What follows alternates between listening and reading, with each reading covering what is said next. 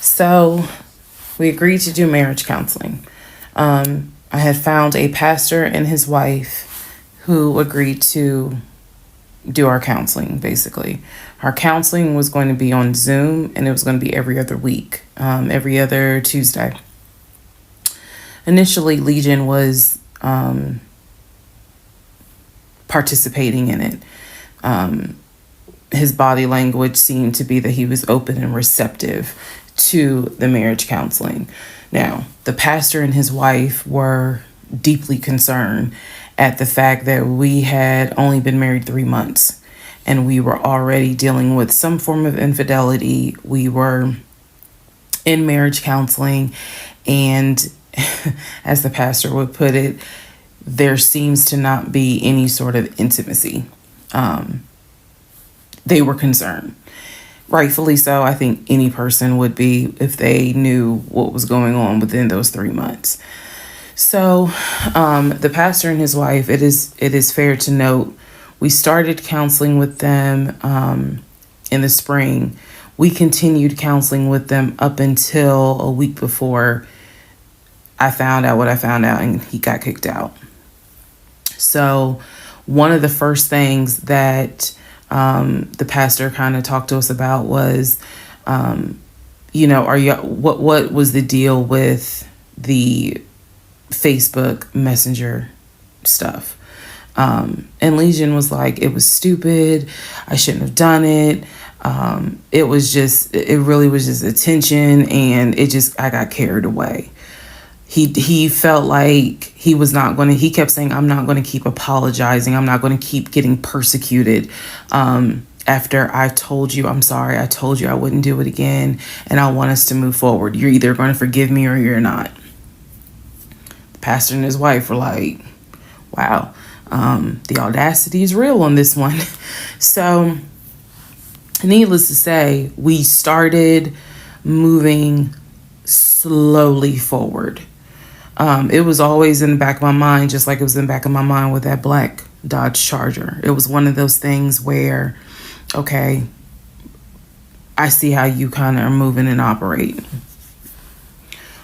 He came to me a few days after we started our first counseling session, and he was like, we should get a joint bank account. What he wanted to do was to each one of us have our own account, and to get a joint account for our money to go in there for joint expenses. Now, up until this point, he had been paying the rent, the utilities, and I really was just paying for my stuff. So now he's suggesting, look, we're married now, let's go ahead and get a joint account. I wasn't necessarily against it because I knew that I would still have my own account. I would still have my own savings. So what I countered with was, okay, let's take a look and see what we're working with. Show me your checking. Let's look at each other's accounts. Look at what we have currently. He was cool with that. So he shows me his checking account. His checking account available balance was just over $9,600. Mine was just over $1,500. So there was a huge disparity in the amounts. And so he logged in on the phone and turned it towards me, and I could see available checking, available balance, just over $9,600. I logged into my savings. I showed him how much I had in savings. He picked up his phone, logged into his Chase savings, turned the phone towards me. In the Chase savings, it was roughly about $15,000. But I also knew that he told me he had a U.S. bank savings and he had an offshore savings. So at this point in time, I asked him, show me the U.S. bank savings, show me the other two accounts. He would not do it. This became a huge bone of contention. He would not show me the two accounts that he claims has the most money in there, the accounts that he claims has money for a house in there, because he still was mentioning, hey, we need to get on this house thing if we're going to move when the lease is up. So I'm just adamant on, why don't you want to show me your savings account? You showed me the Chase one. Like, what is the big deal? And so he kept saying, he was like, there's a lot of money in there. And he was like, and my uncle always taught me, this is not the uncle that died, another uncle.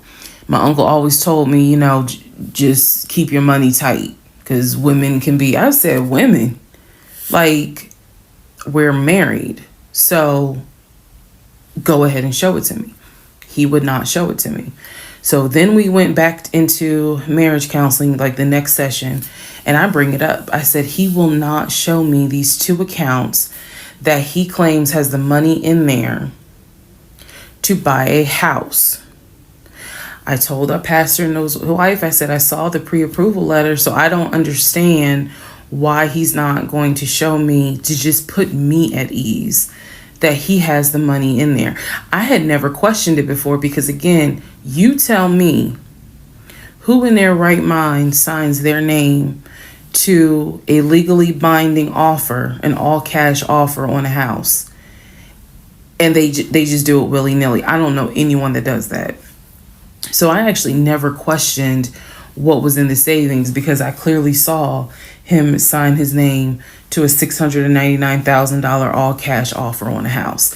If you don't know what I'm talking about, please go back to the parts in this playlist where I talk about what he did when we were looking for a house. So the pastor and his wife were like, Legion, that's not his name, y'all, that's a nickname. Legion, why would you not show your wife your savings account? Like, what's going on here? And so he made up some bullshit. And I remember the pastor's wife was like, something ain't right. And so at this point, Legion kind of shuts down. He's just like, look, y'all are not going to tell me when and where I open up my accounts to show anybody the money I earned. I earned that money. I earned that money by playing football, blood, sweat, and tears. He went to this whole Denzel Washington monologue about how he earned that money. And no one is going to come in and tell him that he needs to open up the account. So then he starts talking about the ex-wife and how she tried to get money from him in the divorce back when they were in California. So now the pastor and his wife, their red flags are just like, whoa. So much so that the pastor's wife said, and I will never forget this, she said, I don't think you all are going to make it to January. What she was talking about is, I don't think y'all are going to make it a year. And I really, truly was like, we're going to make it. Like, of course we're going to make it. And she was just like, I don't have a good feeling about it. And so Legion's all defensive. He at this point, he's folding his arms and because remember, we're on Zoom. He's folding his arms and he's just like, I'm done with this. Like, I'm not going to get attacked because I'm not comfortable showing you the amount of money that I have. Money changes people. And I'm not comfortable. So he's playing that victim card. And so the pastor and his wife were like, we're still going to help y'all as much as we can. But so he was like, I'm not comfortable. And basically the pastor and his wife were like, look, we'll help y'all as much as we can, but there's some deep issues here. And, this is what they advised us.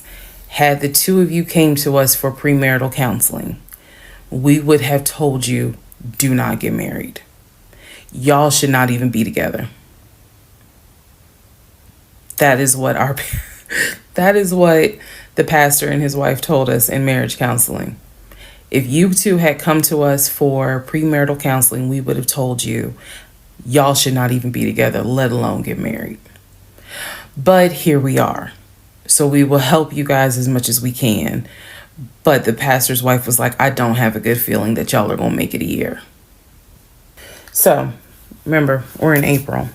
We're now moving towards the end of April. And he still did not show me his savings account.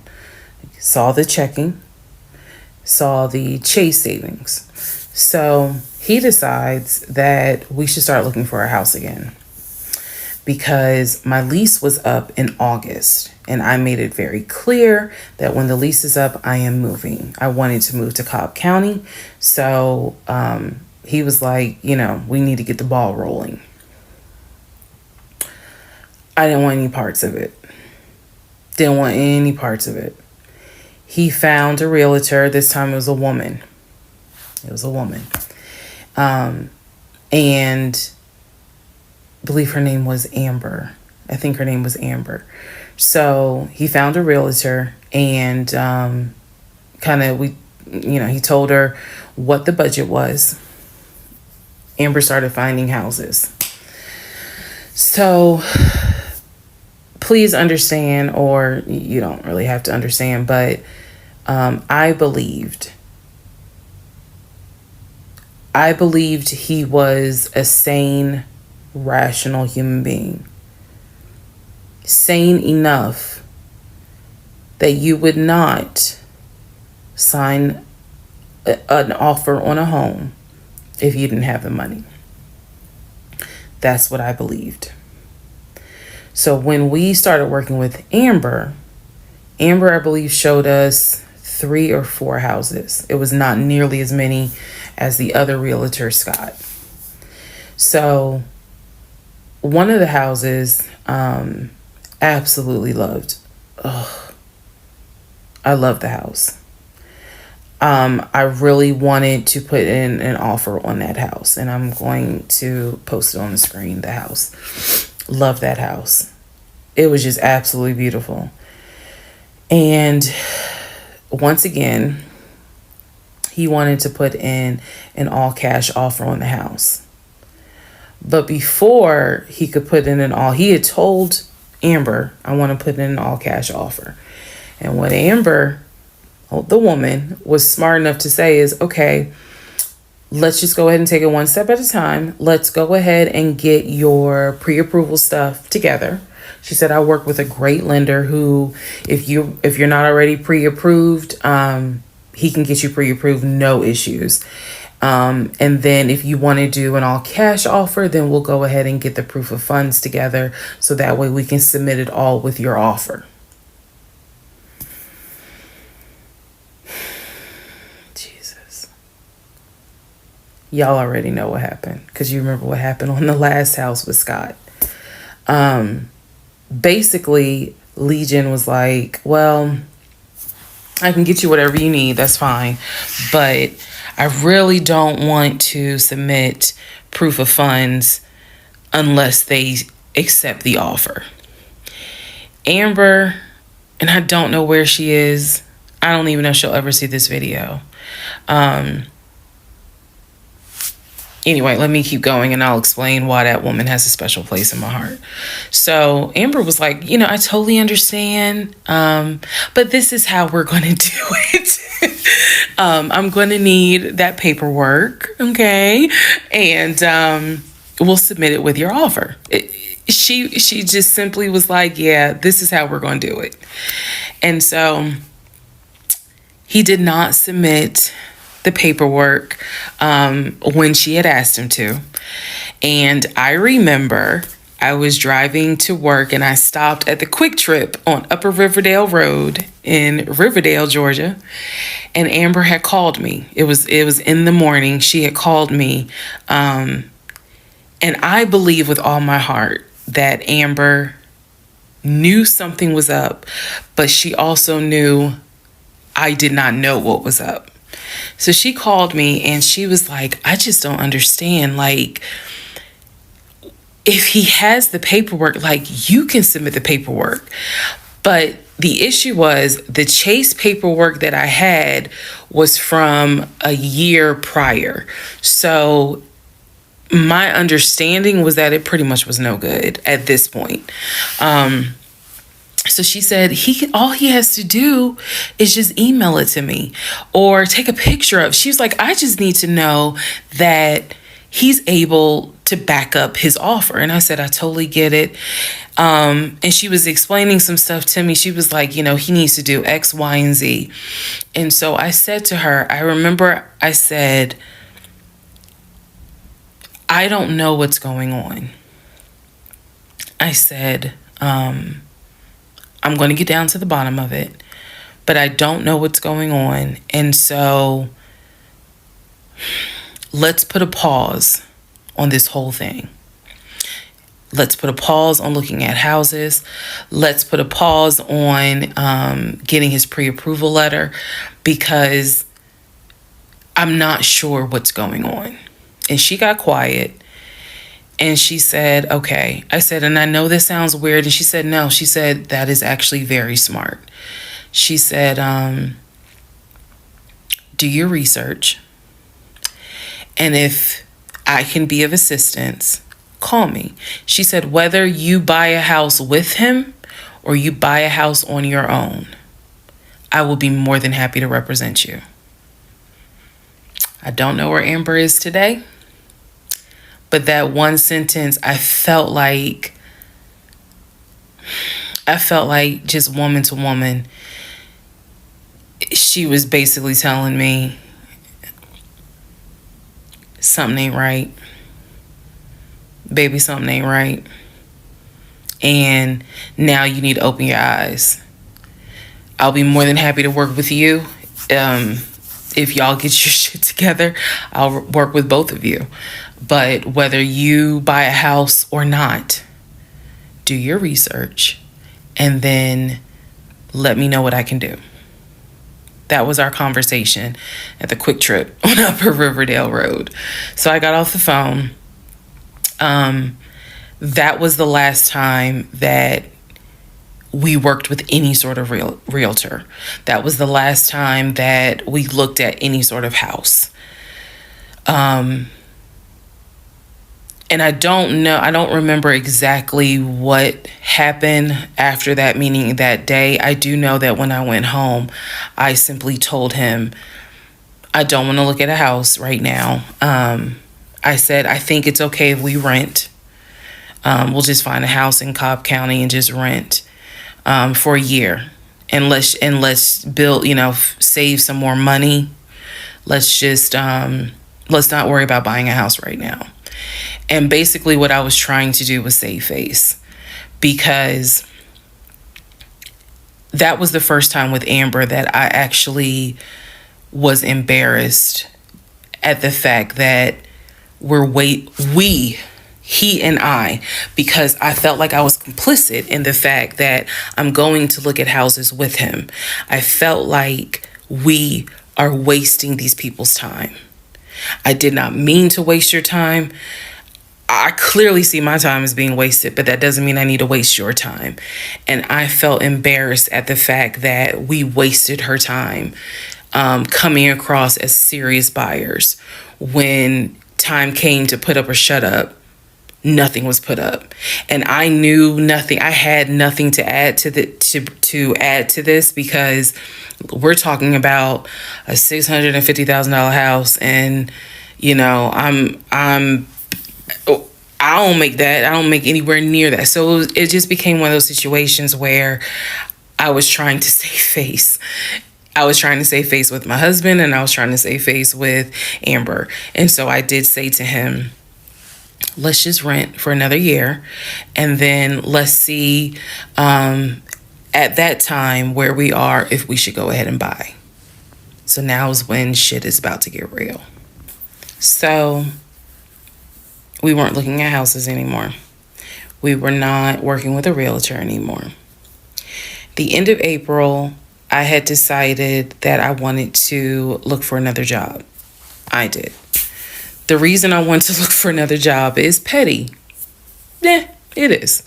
I wanted to look for another job because I was pissed off at the fact that I had basically was dependent on him to help with the car note.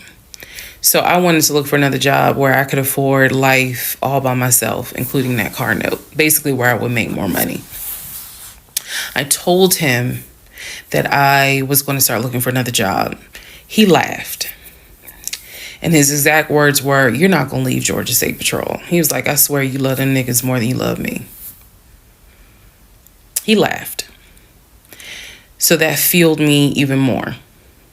So I was hitting the pavement hard trying to find another job. I was applying to all kinds of places. Got a phone call from my current job. So this is how I ended up in my current job. Got a phone call. They had sent me an email with a background packet. The background packet was long and extensive, but in the background packet, it asked for my spouse's full name, my spouse's date of birth, and my spouse's social security number. So I showed it to Legion and I was like, I need your social because, I'm applying for this job. It's a great job. It's way more money.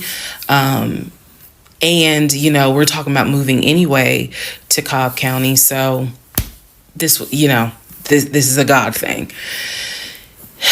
He did not want to give me his social. I showed him the paperwork where I was like, look, because we are married, I can't lie on here. So help me. So he writes down his social security number on the background packet. And I eventually turned it in. I had scanned it, saved it in my email, and sent it in. And I looked at it one day, just going through it, just making sure I didn't really miss anything. All T's were crossed, all I's were dotted. And I looked at his social, and something about the social seemed different than the social security number that I remember seeing when we did our marriage license. And so for those who you remember in the previous part, I said I had ran his social security number from the marriage license. Nothing came back. So I thought that I had written it down wrong.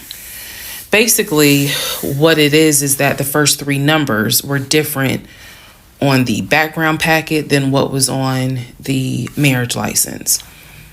If you don't know this, here's a little trivia.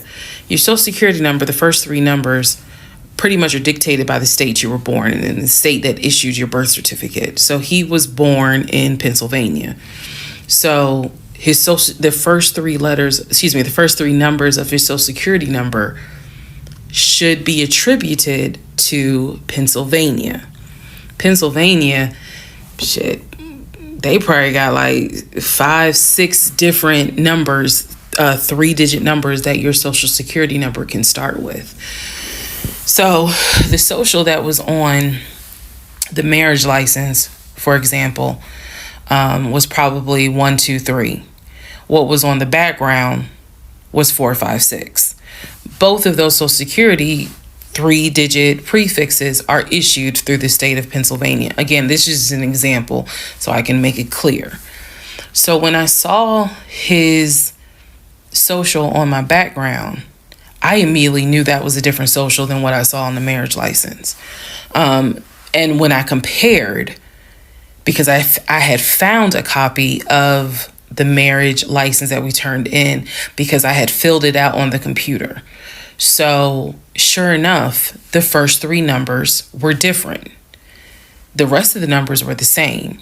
So one of two things, either when I ran his background, I did in fact put in the wrong number, or the number on the marriage certificate or the background packet is wrong. So I decided that I was going to roll the dice and take the social from the background packet. Again, this is the background packet that I had to fill out to get my current job. I was trying to get a new job.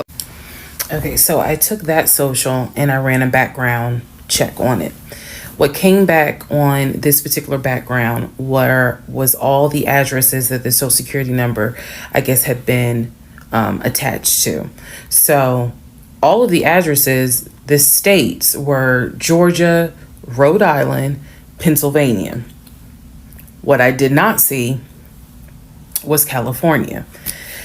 So I thought that was weird. I thought, okay, maybe this is not a complete background because clearly he went to San Diego State. It's on his resume.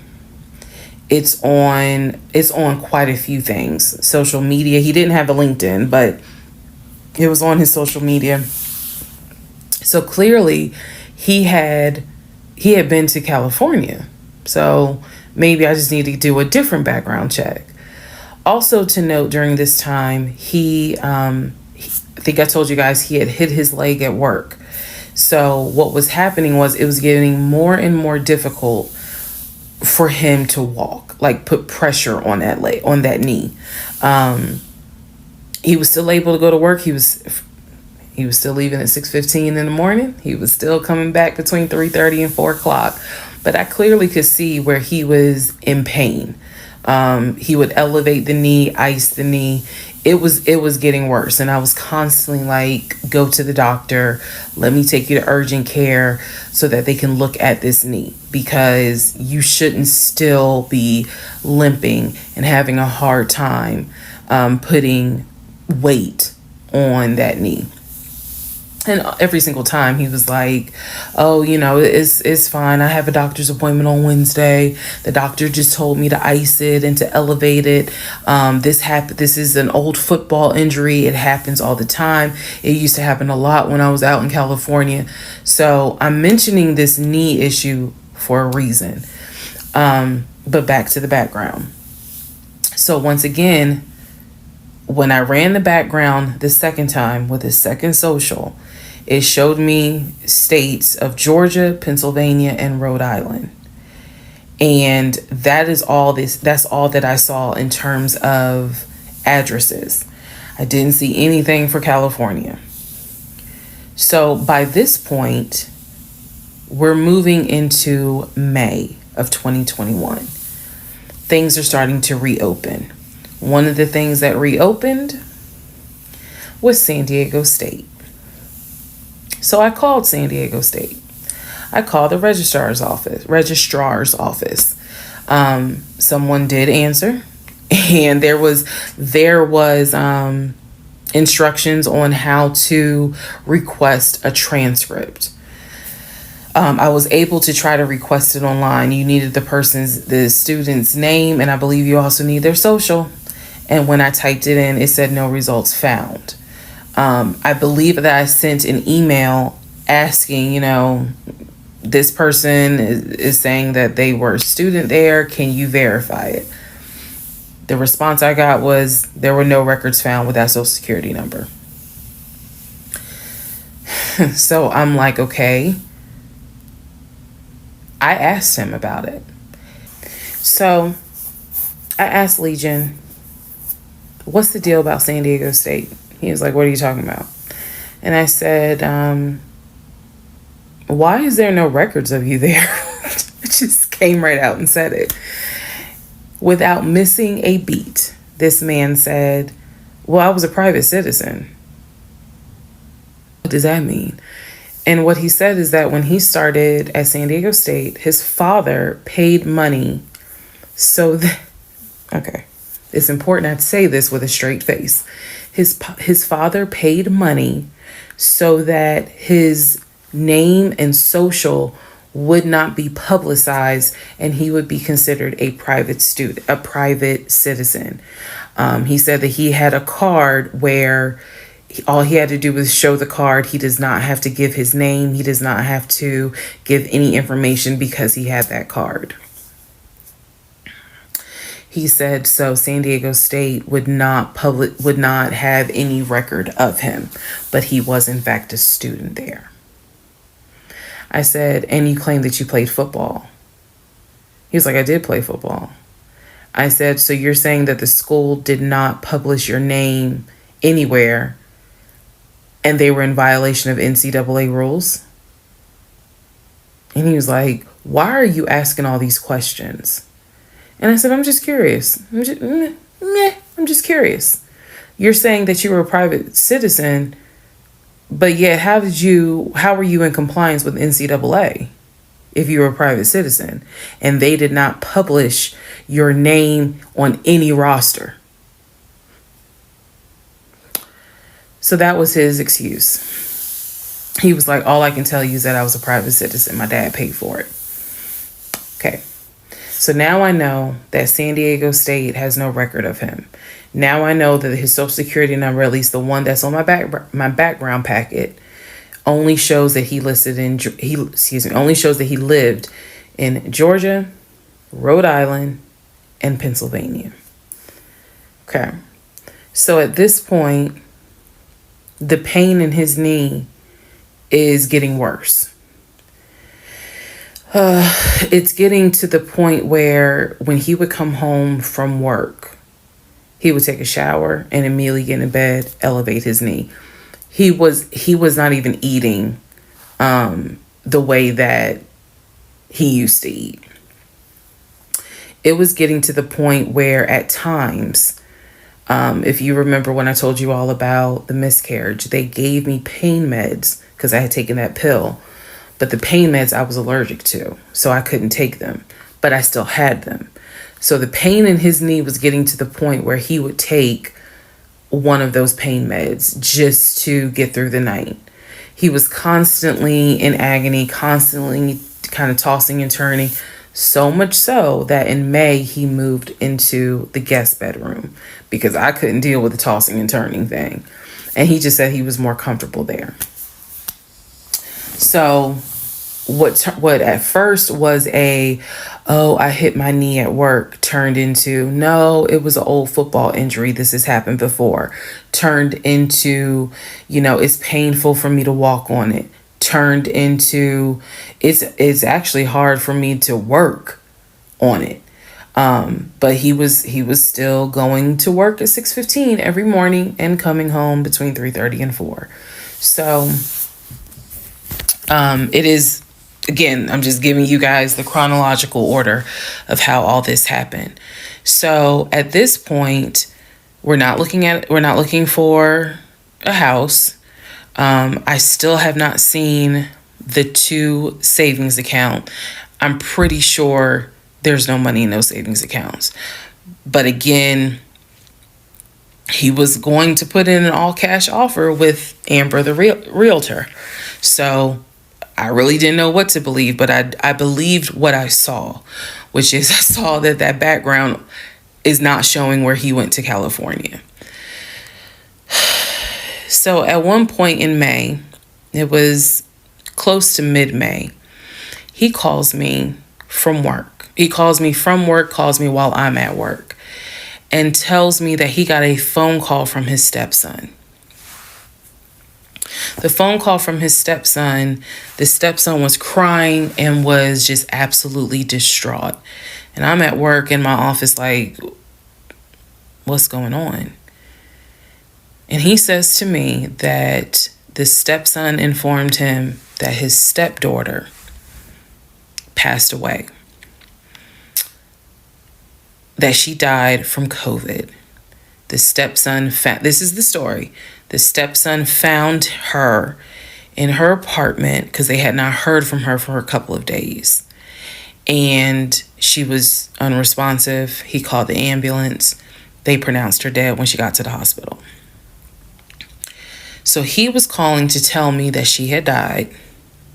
And he was also calling to ask me if I would object to him giving his ex-wife $2,000 towards the funeral. As I've stated before, and I still am this way to this day. I don't play about death.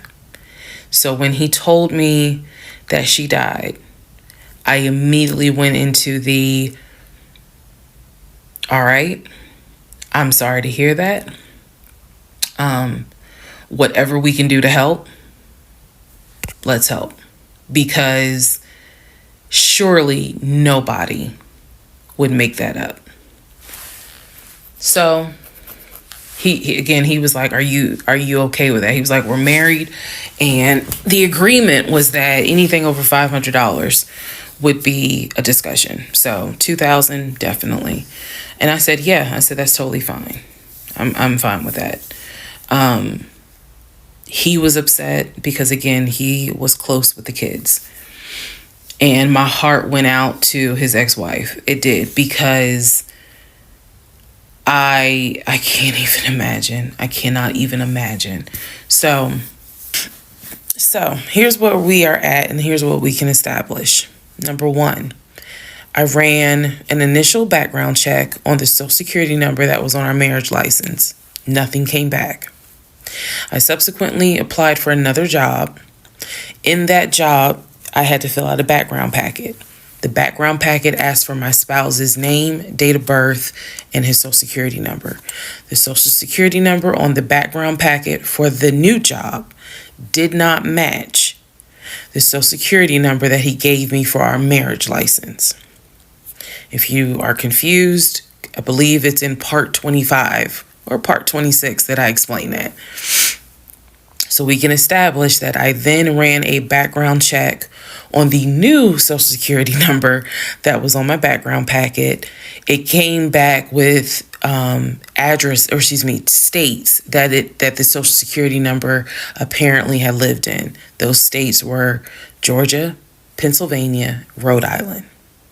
Okay. I decided, this is now around May 20th, I decided to do another background check. And I paid to do another background check. This time, I did it with a different company, and not only did it give me the not only did it give me the states, it gave me addresses, and it also gave me names of people who were like associated with Legion and that address. One of those names was his ex-wife. I've always known, he's always told me the name of the ex-wife, but now I see it when I ran his background. I did a search for her on social media. She was not there. So the address that it showed that she was associated with him, because remember, his story is we got married in San Diego, we lived in San Diego, we divorced in San Diego. Men lie, women lie. The U.S. federal government with your social security number does not. So he's saying he was always in California. His social security number never showed that he was in California, according to the background check. It did show that he had lived in Georgia at an address associated with the ex-wife. So tried to find the ex-wife, could not find her on social media. So I looked in the metro counties to protect her identity. This, I am going to not divulge a lot on this part. I looked in the metro counties in the open record courts. So typically, you can look in like Superior Court or Magistrate Court or Probate Court. So I looked in open records for the different counties, metro Atlanta counties. Let me be clear, metro Atlanta counties. And I looked under her name. And I found where they had filed for divorce in a metro Atlanta county. So when he said that he filed for divorce in San Diego and that he was married in San Diego, I was able to find, no, according to the state of Georgia, you were married here. You were divorced here. So I looked under her name, found a record for divorce, and it did show his name. So now I clearly see on my computer that there is a metro Atlanta County Court that has a divorce record in the state of Georgia between him and his ex-wife. So I did what any rational person would do, because this is still kind of COVID time. Well, not really. It had nothing to do with COVID. Let me take that back. Because of the parameters of the court, you can only do the open records request in person. I did what anybody would do. I told my boss I had to go. I grabbed my purse, grabbed my keys, and I drove to the court to do the open records request in person. The open records request was for the divorce documents. Go back in the series, and remember, I did a background on the ex-wife. I told you all exactly what was told to me. He met her in California. He married her in California. He divorced her in California because she cheated on him. He filed for divorce. She tried to get spousal support. It was going to be a little ugly. He was helping her with the kids. That was the story that was told to me. So, went to the court, filled out the paperwork, got the open records request for the divorce decree, for the divorce records. First thing I see, he didn't file, she did. Second thing I see, they didn't make it more than 6 months. I see the date of marriage. I see the date of dissolution. 6 months. Third thing I see, he was served in Metro Atlanta, which means that at the time of the divorce, he was living in Metro Atlanta. California was never mentioned. Fourth thing I see, he filed what is called a pauper affidavit. If you don't know what that is, I'm going to do my best to explain it real quick. Basically, he filed an affidavit with the court saying that he is so poor, he could not afford the fees to pay for a divorce. He couldn't afford a filing fee. He couldn't afford a service fee. That is what a pauper affidavit is for. All of this is in the divorce documents. She had filed. She said it was irreconcilable differences. She was not requesting any money whatsoever. And both of them had signed a pauper affidavit. He was served in Georgia at his previous employment. According to the divorce documents, he was served at like a grocery store. That is what was listed as his employer. And it had a date of when he was served. So I see all of this in one day. I also see where on the divorce documents, she listed her name, her address, and her phone number. So I did what any rational person would do. I wrote down the phone number. There was a 50-50 chance that the number was already disconnected. She could be like me. I'm one of those people. Honey, you can sneeze at a 27-degree angle. I will change my number so quick, you ain't even know what hit you. You can talk to me at 5 o'clock, and at 5:05, my number has been changed. So she could have been like me, and the number is not even active. Or she could be like some people I know who have kept their numbers since kindergarten. Either way, I wrote the number down. I left the court, and I immediately went back to work. And the same friend who helped me when I had my miscarriage, I told her, I was like, I got this phone number.